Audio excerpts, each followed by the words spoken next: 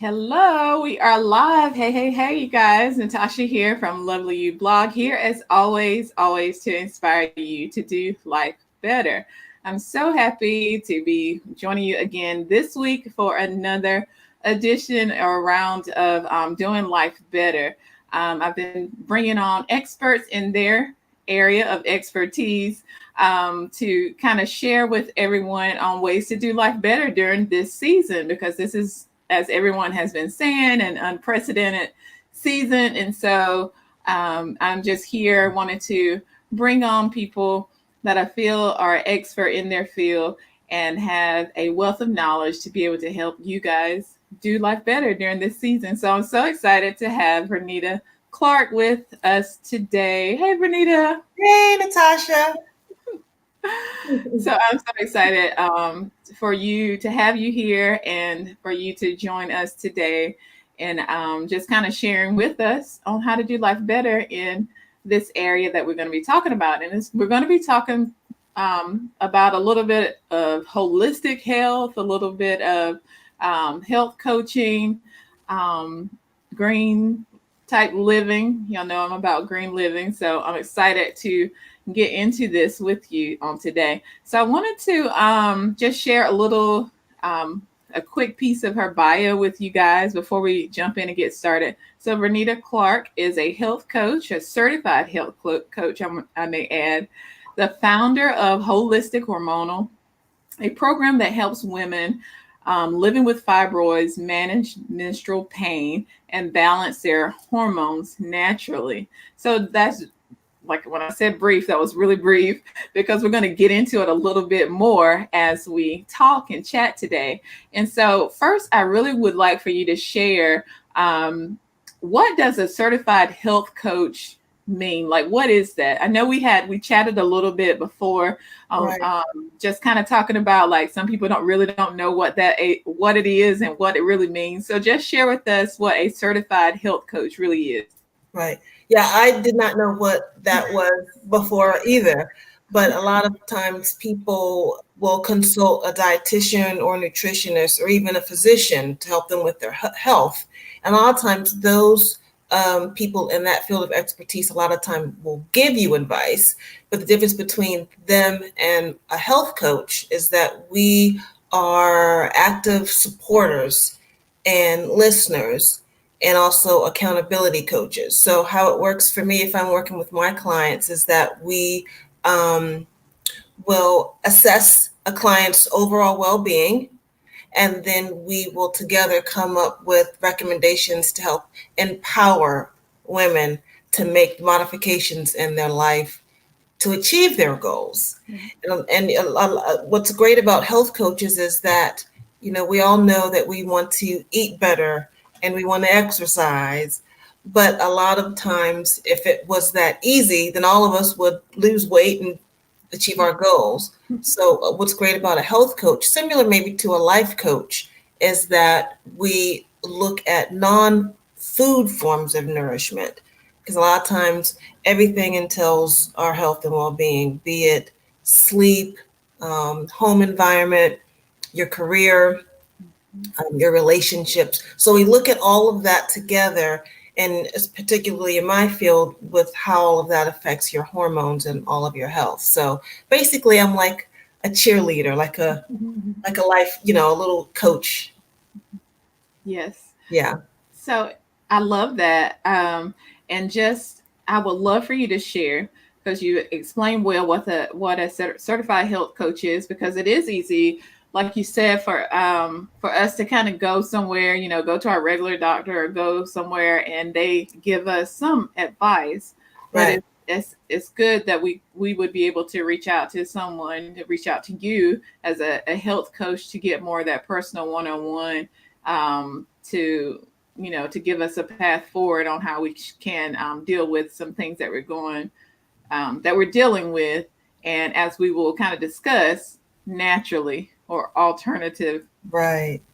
alternatively Alternatively, yeah, you said it alternatively right. to medicine. So I'm excited about that portion. So as I wanted to kind of talk about again this season, because that's really what kind of um, prompted me to start the series, even though I had, been thinking about doing a type of series like this one. But the season that we're in, it's like I wanted to put out there for my audience and people who are looking and listening, just ways to do life better. So this season has been, again, unprecedented, nothing like it.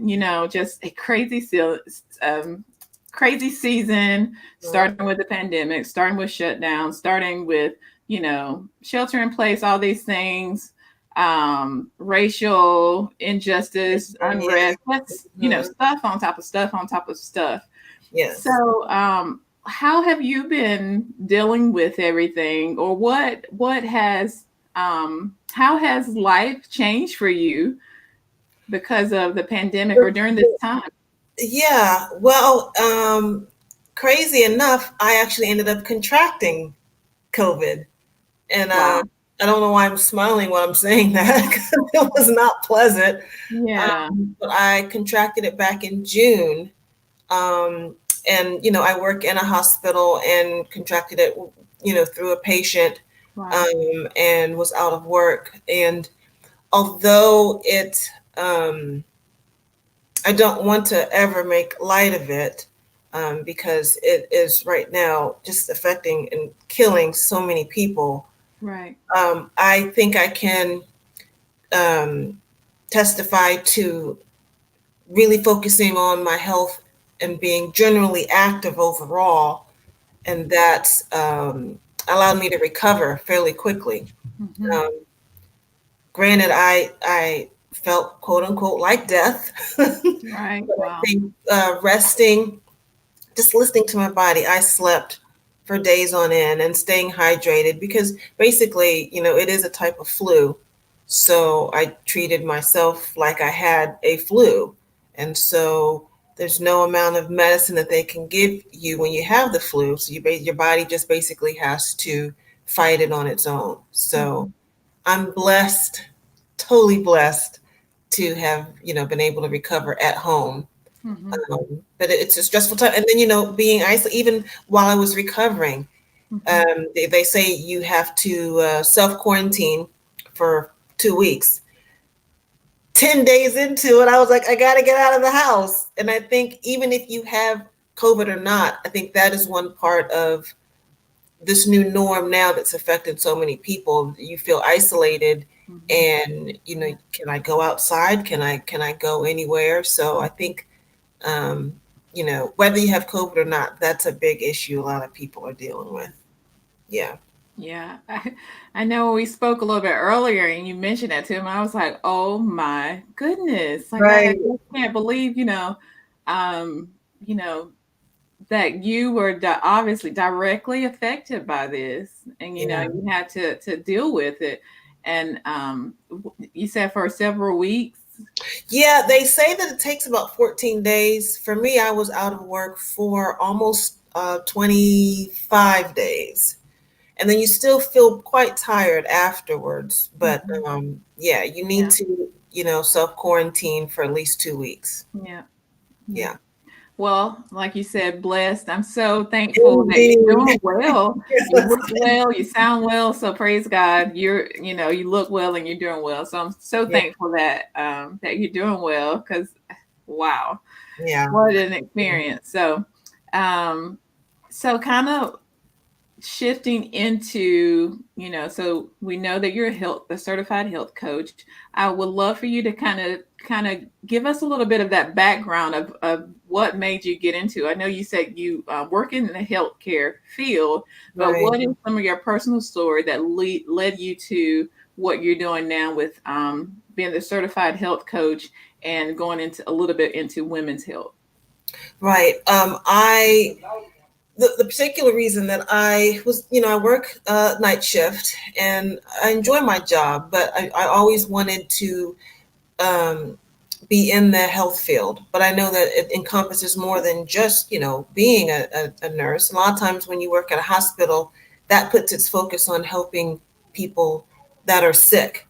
I wanted to work at it in an opposite realm where you're helping people be well, helping people avoid going to the hospital. Mhm. And so I, was researching careers, and then just the health coach just really drew me because I enjoy talking to people and interacting with people. And so I enrolled in Institute for Integrative Nutrition. It was a great year-long online program, and I learned so much because, like I said before, general health just doesn't involve just eating and exercising. It involves so many facets of our life. And so I learned about how to incorporate all of that. The other, what they refer to as, they call it primary foods. And then the foods that we eat and put in our mouth are secondary foods. And Mhm. so it was just a wealth of knowledge that I learned. And then dealing with my own personal issues with menstrual pain, fibroids and cysts that they found on my ovaries a couple years ago. And I've always struggled with really bad menstrual cramps. And I'm just like, you know what? I don't want to be on the pill forever. I don't want to have hormone injections or the patch, which a lot of women, Mhm. unfortunately, feel like that's their only option. That's true. And so once I started making modifications in my diet and my lifestyle, I still had the occasional monthly menstrual pain. And I was like, well, how can I deal with that without opening my bottle of Advil and Mhm. Tylenol? And that's when I came across Me Wellness. And so they have a line of products that address and balance um, women's health, and one of the issues was menstrual pain, menstrual cramps, menstrual issues. So once I started incorporating that, and then realizing there are a lot of women like me, Mhm. I'm like, you know what? I think that this is something that I want to do. Mhm. Yeah. I love it. I love it. And that's I feel like people who are moving more into the green because it seems like year only a few years ago it was like a really huge wave of Right. more green living or I don't want to say alternative medicine, but kind of. And then it kind of died down a little bit, but it's still so relevant. It's still so important to me, even now, even more so. More Just so. even more so, right? Just ways to because every time I don't know about you, but probably everybody who has TV or looks at TV and comes across an ad, there's something, for some type of medication, there's a Mhm. million trillion other side effects that go along with it. And so, anyway, so I'm always intrigued or just love to hear um, a greener option, an Yeah. alternative to an over counter or some type of medication. Like if you can deal with it naturally, try your best to. So I love that, and you're actually like I believe you had mentioned a Me Wellness ambassador. Is that? Yeah, Me Wellness, ambassador affiliate. And so what that means is that I just like to share the benefits of, what they have done for me, Mm-hmm. and how, I believe that I know that they can help others. So it's basically just a form of plant-based wellness that comes in like um, supplements that you can put in your drinks, or oils that you can put on your face and body, which I love because, like I said, it's all botanical, it's plant based, and our earth has everything that we need. So by taking elements of that, I know that that's the way that we can probably be our best selves. Mm-hmm. Yeah. Mhm.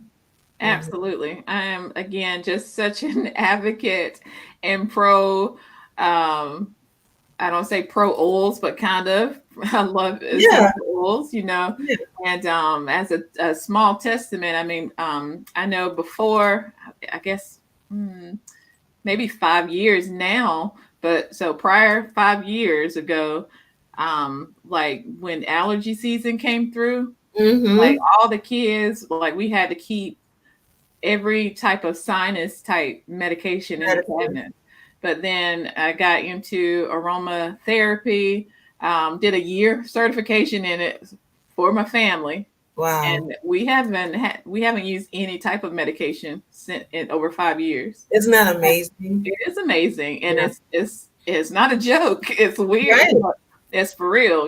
Just Yeah. using natural alternatives and doing what we know to do to stay well. But just a greener way. So I wanted to move in quickly to we have you have three things that you kind of identified that you wanted to share with us on how we can do life better during this time. So if you want to go ahead and start with your first point, we would love to hear it. Yeah. And for me, it was hard to narrow it down because I had so many. But I know that a lot of times us women, busy moms, have issues with the first one, which is stress. Mhm. And I think that um, it also has to do with our hormones. It affects our hormones a great deal. But I think it's just important, especially as we're going into the holiday season, to just find ways that work for us to deal with the stress, be it taking a walk.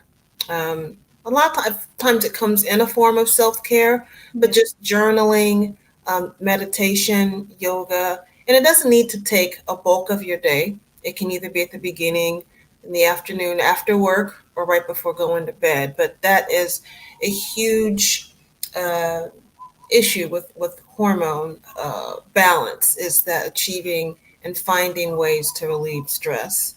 And the second thing that I think goes hand in hand with that is sleep, because especially now as we're going into, even though we're gaining another hour as daylight savings time is approaching us now, a lot of times we're like, oh, I have to fit so much in before the sun goes down, and then you find that you have, because you have that hour, well, I'll get to sleep maybe an hour later, and Mhm.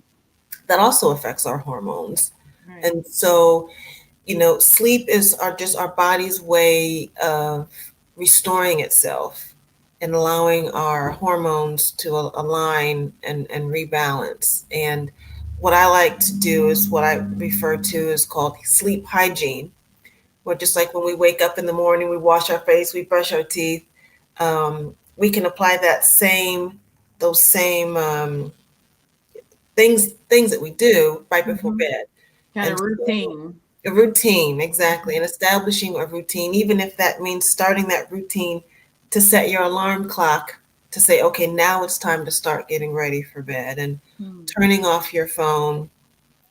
There's been studies that say that our even when our phones are not in use, that they emit light and give off feedback that prevents us from sleeping more fully. And so my routine usually involves, not only the facial care, but I have a Me Wellness product that is called Calm, that I put in like a bedtime sleepy tea. I get in bed, trying not to already use the phone, but get a good book, read. And it was hard too because a lot of women find that they turn the TV on and it gives them something to watch until they fall asleep. But that also can interfere with being able to sleep, rest, peacefully and fully. So that's so important. If anyone can take anything away from the three tips I have, is just definitely find ways to get sleep and make that a part of your life, to get at least 7 hours or more. And then the No, last one is, I'm sorry. no, you're fine. Before you move on, I wanted to um if you could share that example about what you do with your phone so that kind of helps to let you stay in a more of a restful state. What do you do? What do you do with your phone? Well, I have my phone here and I always have it with me, but I have an alarm that I set. And for some women, the times can vary. For me, I'm typically a night owl, so I Mhm. try not to be awake after midnight. So about 45 minutes to an hour before I want to go to bed, I set the alarm and say, okay, it's time to start getting ready for bed. And I actually have a bathroom attached here to my room. So I literally take my phone and put it on silent. You can put your phone on airplane mode and just put it away from you. And even if you can't put it in another room, just don't keep it in the bed. I used to sleep with my phone in the bed and then, wake up because you hear that ting and those modifications and you're like, okay, what's that? And then before you know it, you're scrolling the internet, you're going on Facebook and, sending texts and Mhm. you spend an hour on your phone and when you could be sleeping. Mhm. So I physically get it out of my realm of where I can physically reach it. Um, and that has helped tremendously, I tremendously. think that's such a great tip. When we were kind of chatting about it earlier, um, it made me think of that's what I do. I have my phone, plugged in, charging beside my bed. And yeah, like I had mentioned, I'll pick it up and I might read my Bible app, but sometimes I pick it up and I'm looking at what's on Instagram and Facebook when I could have had more of a restful time. Yeah, So I love that tip of taking it out of the room. yeah. It sounds something so simple, but It's hard though. yeah, it's hard. Yeah, because I'm thinking now, I'm like, because like I haven't done it yet. But I was like, this is such a good tip. I'm gonna try it tonight. I'm gonna try it tonight. Yeah, I'm gonna take my phone out of the room and I'm gonna try it because yeah, I have trouble with getting the rest because life, but I have little ones on top of that, and then when I'm trying to, like, when we put them into bed, it's like trying to relax, but then I still have things to do. So I ended up staying up late and then I have to get up early. So I'm like, oh my gosh. But I understand that rest is so important. So I thank you for bringing that up here, just as a reminder for us. But I wanted to touch on a couple of things that you had noted about sleep here, because I want to bring in what you were saying about like the hormones and how it really sleep helps align our hormones, hmm because this is some things that I certainly didn't know, that that sleep can throw it off. And like you're saying, stress, we might kind of know about that already to some degree, but the sleep, can you just talk a little bit about how it aligns to hormones? Well, I didn't realize until I also did additional Mhm. studies at another college. I went to Pacific Online College, which is a holistic college, Mhm. and they had a course that talked about hormones and that we have so many, and even besides the sex hormones that most women are familiar with, the estrogen and testosterone, but we have hormones that melatonin, naturally melatonin that occurs in our body, and a lot of times we take melatonin to help us sleep, but our body produces that on its own. So going through that bedtime routine and allowing the hormones to act naturally, Mhm. um, that will help it be more balanced, because hormone imbalance is really just having either too much or too little of something. Right. And the unfortunate way that stress comes into play that even interacts with our sleep is we can have high cortisol levels, and then that will affect the melatonin levels. And so it's all like a symphony. They all have to kind of have their moment to shine, but then it's time for them to come down and then have another hormone that will just kind of help.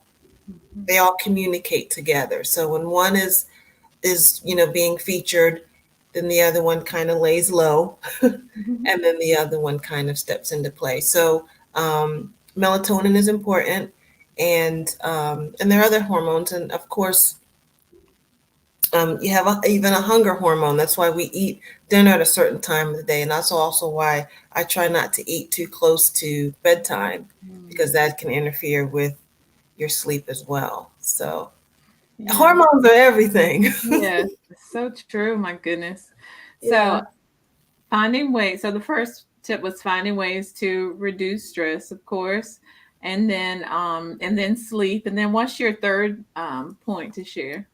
The third one is what I had an issue with, and it's not something that many people think about, but alcohol, because a lot of times you'll have a glass of wine that allows you to relax and unwind. Women, we're busy. We want a glass of wine with our drink. But what I've learned with studying hormone health is that um, alcohol really bogs down and really wreaks havoc on our liver. And the liver is one of the major organs that helps to detoxify and get rid of excess waste and chemicals. And the liver is responsible for processing a lot of the hormones. And so if that's bogged down, it can't do its job effectively. And so a lot of times I'll find that if I have some wine before bed, I'll go to sleep, but then I won't stay asleep. And so that affects you really being able to sleep all the way through the night. And so, and not only is it hard on our hormones, but it increases toxicity levels, um, which is why sometimes we have hangovers, because if we have too much to drink. But there's been in studies that shown that it can increase our links for our risk for getting breast cancer, different types of cancer, liver cancer, um, um, and then other fatty liver disease. So just finding ways to still be able to enjoy it, but maybe to modify, lower the amount. There's different types of alcohol levels that are in different drinks, so maybe look into that, um, because it's so important, because a lot of Mhm. times that steady consistent alcohol use, even though not heavy, it can affect us down the road. Mhm. Yeah. And I thought this was a very important tip. I don't drink, but I felt like when I saw, read through the tips, I felt that it was very important, especially with the holidays coming up, Holiday right? The season, yeah. holidays are right around the corner. And then even before the holidays, right? Just the season that we're in, Yeah, some people may um, drink to cope, that's or to right. take the edge off, or, and so I think it's good to just have that conversation that we're having, that if you're going to you limit it and or reduce the intake, because it has these effects on your hormones, as well as a few things that you had that we kind of talked about earlier, at increasing inflammation in the body. Increasing inflammation. Yeah, Hmm. and as well as worsening menstrual cramps and fibroids. Yes, And so yes, and I saw that, I was like, wow, I wonder if women even know this. And so that's why I think it's so important to have these conversations, because the tips we've heard before, right? They're tips right. we've heard before, but the context is what to me has been profound on today. The context of a woman's body, and how her hormones can be affected by these three things. And Yeah. so I just thank you so much for sharing that. Did you have anything else to add to the third one? Because I know I felt like I just hijacked No, you. no. Well, no, what's so funny? No, you were just reminding me. I forgot that I had talked about Yeah. because the whole issue that we started with this journey is my lifetime struggle with bad cramps, and I did note that when I eliminated the alcohol, that helped. So yeah, I forgot that point. Yeah, because like you said, a lot of women may feel like, they're the only one, struggling with painful menstrual cramps, or just painful cycles, and hormone imbalances, like, as you have been mentioning. But these three things: finding ways to reduce stress, um, getting the right amount of sleep, of course, and then limiting and reducing alcohol intake. All three just really, really great. Like I said, in the context, even more profound in the context of our bodies, and ways to just do life better for Right. our bodies. during this time frame. Um, so I wanted to kind of open it up for questions from you guys to Renita. If you have any questions that you have as relates to your health, she is a certified health coach, and if you can just leave it in the comments. And as I have been mentioning before, um, I'll be taking a look throughout the week and weekend to see if you still have some type of questions or comments that you want to share with Renita. I can pass those along to her. Is there anything that you would like to add before we kind of close out, Renita? Just to remind a lot of the women that you don't have to suffer. I always thought that having bad, periods was normal, and that was just part of being a woman. But if it has affected your life, which it often does, even if it starts as young as a teenager, and some women are still suffering with it, into their 30s and 40s, there are ways that you can balance it so that you don't have to call out of work or spend your entire day in the bed. And that's also why I feel so strongly about my partnership with Me Wellness, because they have products made by women for women. And so whether it's dealing with stress, they have supplements and oils for that, for sleep, for menopause, and for me, which I found that helped me, was the menstrual cycle and the menstrual pain. So just know you don't have to suffer, and that you don't have to go through it alone. And so for me, part of what I like to feature on my website is just calling in for an appointment, just to share your story, because a lot of times you feel like you don't have support and that you're always just going to have to endure the pain, and you don't have to. I absolutely love everything you just said. I do, because that's the thing. Sometimes it feels like 95% of it is knowing that you're not alone, Mm-hmm. and that there is support out there, that, there's support out there for what you need. So thank you so much for sharing that, and just for being here, sharing with us today. Um, how can they find you? How can they set up an appointment, a consultation with you? How can we find you? Well, I have a website, which is holistic uh, hormonal.com, where on that site, not only can you schedule an appointment with me to find out information about just let me hearing your story and how we can work together, and schedule a consultation, but also how to get the products that I'm so passionate about with Me Wellness. There's a link at my website. And I also have a Facebook page, Holistic Hormonal.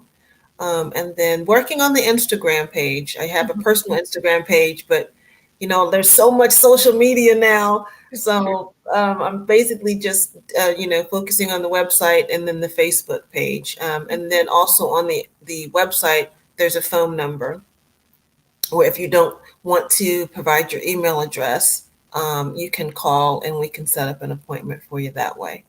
Okay. So that is so awesome. So different ways to connect with you and to reach out to you, as well as follow along on your continued journey into holistic health. I love that.